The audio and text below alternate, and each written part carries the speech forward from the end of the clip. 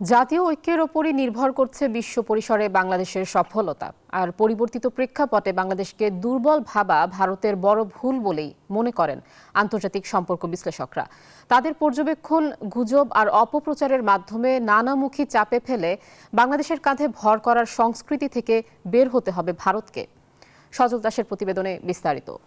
আগরতলায় বাংলাদেশ উপ হাইকমিশনে হামলা কিংবা হিন্দুত্ববাদী সংগঠনের বাংলাদেশে চলো ঘোষণায় মাঠ গরমের চেষ্টা। গেল কদিনে বাংলাদেশ ভারত প্রতিবেশী দুই দেশের সম্পর্কে ঘটেছে চূড়ান্ত অবনতি, যেখানে বাড়তি মাত্রা যোগ করেছে ভারতীয় বেশ কয়েকটি গণমাধ্যম ও সামাজিক যোগাযোগ মাধ্যমে চলা বাংলাদেশ বিরোধী ব্যাপক অপপ্রচার। ভারত ছাড়া আপনারা মৃত বাংলাদেশ হয়ে যাবেন।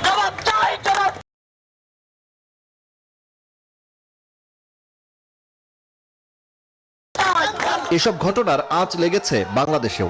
এরই মধ্যে আনুষ্ঠানিক প্রতিবাদও জানিয়েছে পররাষ্ট্র মন্ত্রণালয়। শেখ হাসিনা সরকারের পতনের পর থেকেই প্রতিবেশী দুই দেশের এমন অবস্থান কি বার্তা দিচ্ছে? এই আন্তর্জাতিক সম্পর্ক বিশ্লেষক বলছেন, ভৌগোলিকভাবে এক পেশে নিয়ন্ত্রণ হারিয়ে গুজব, মিথ্যাচার আর অপপ্রচারকে হাতিয়ার বানিয়েছে ভারত। ভারত সমালোচনা করে এই সরকার আপনার সাস্টেন করতে পারে কিংবা সম্পর্কে স্বাভাবিকীকরণের বিষয়ে সে কতটুকু এগিয়ে আসবে, আমার মনে হয় এটা একটা বার্গেনিং এবং নেগোসিয়েশনসের মতো।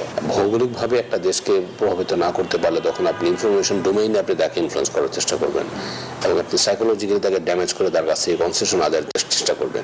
বাংলাদেশের পরিবর্তিত পরিস্থিতি বুঝতে ভারত ব্যর্থ হয়েছে বলেই মনে করেন সাবেক এই রাষ্ট্রদূত। কূটনীতিতে লেনদেনের সম্পর্ক কখনোই একমুখী হয় না বলেও মত তার।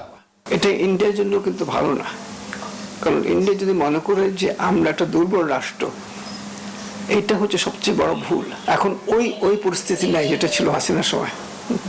এখন জনগণ চাচ্ছে যে আমরা গিভ অ্যান্ড টেক। আমি তোমার বন্ধু চাবো, তুমি আমার সঙ্গে বন্ধু চাবে। তুমি যদি না চাও তাহলে কিন্তু তুমি আশা করো না যে বাংলাদেশ তোমার কাছে মানে ওয়ান ওয়ে ট্রাফিক। চলমান পরিস্থিতি দুই দেশের সম্পর্ক আরও অবনতির দিকে নিতে পারে বলে মনে করেন এই বিশ্লেষকরা। এক্ষেত্রে দুই দেশকেই কূটনৈতিক পরিসরে আলোচনার মাধ্যমে সমস্যা সমাধানের পরামর্শ তাদের। রাজনীতিতে শেষ বলে কোনো কথা নেই, ঠিক একইভাবে কূটনীতিতেও কখনো পূর্ণচ্ছেদ হয় না। আন্তর্জাতিক সম্পর্ক বিশ্লেষকরা বলছেন, বাংলাদেশ এবং ভারতের মধ্যে কিছুটা খারাপ সময় যাচ্ছে এই মুহূর্তে, যা হয়তো ঠিকও হবে খুব শিগগিরই। কিন্তু কূটনীতির ক্ষেত্রে বিভিন্ন দেশের সাথে দেশের সম্পর্কে চড়াই উতরাই সবসময় থাকবে, আর সেই সমস্যার সমাধানে জাতীয় ঐক্য অত্যন্ত গুরুত্বপূর্ণ একটি বিষয়। আর তাই বাংলাদেশকে জাতীয় ঐক্যের দিকে এগোতে হবে দৃঢ়ভাবে। সজল দাস, নিউজ 24, ঢাকা।